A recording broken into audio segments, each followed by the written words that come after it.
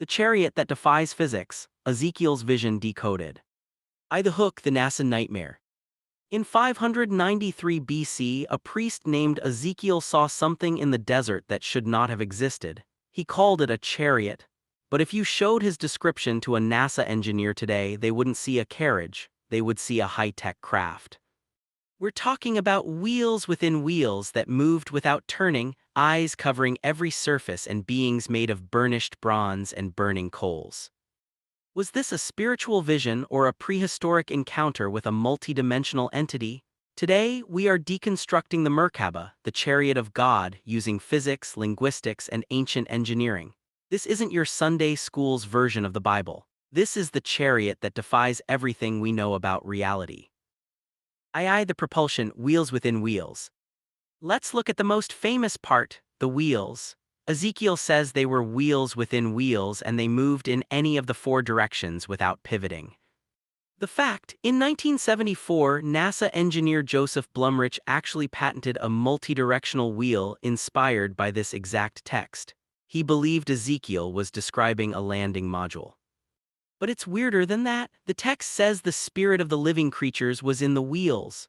In modern terms, that sounds like a biological mechanical interface. An aircraft where the pilot and the propulsion system are one. No steering wheel, no gears, just pure conscious intent. The beings, the living biodrones.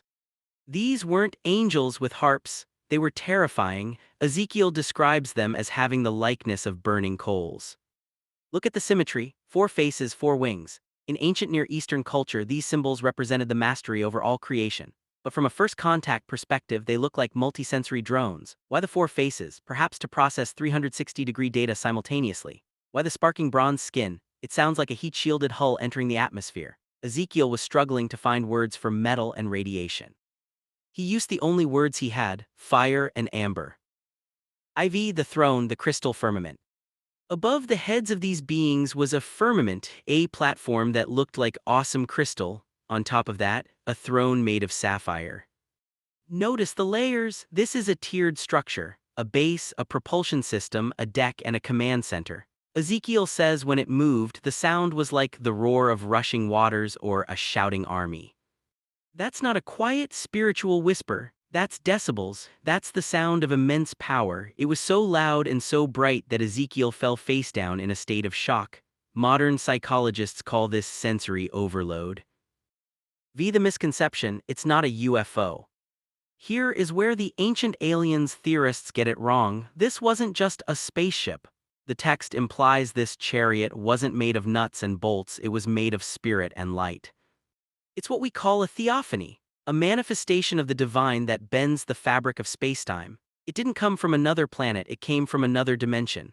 Ezekiel wasn't looking at a pilot from Mars, he was looking at the hardware of heaven, a reality so complex our 3D brains can only perceive it as glitching wheels and fire. Conclusion, the human connection. Why does this 2,600-year-old UFO report matter? Because it tells us that the divine isn't just a feeling, it's an overwhelming, objective force. Whether you believe it's a literal craft or a symbolic vision, one thing is certain: Ezekiel saw something that changed the course of human history. He saw the mobile throne of a God who isn't stuck in a temple, but a God who moves, who travels, and who meets us in the middle of our own dusty deserts. Now I want to hear your theories. 1. Do you think Ezekiel was seeing a physical craft from another world? 2. Or is this a purely spiritual metaphor for the complexity of the universe? Drop a fire in the comments if this blew your mind. Subscribe for more ancient tech deep dives. Next week, we're decoding the Ark of the Covenant. Was it a giant capacitor? Stay curious, I'll see you in the next dimension.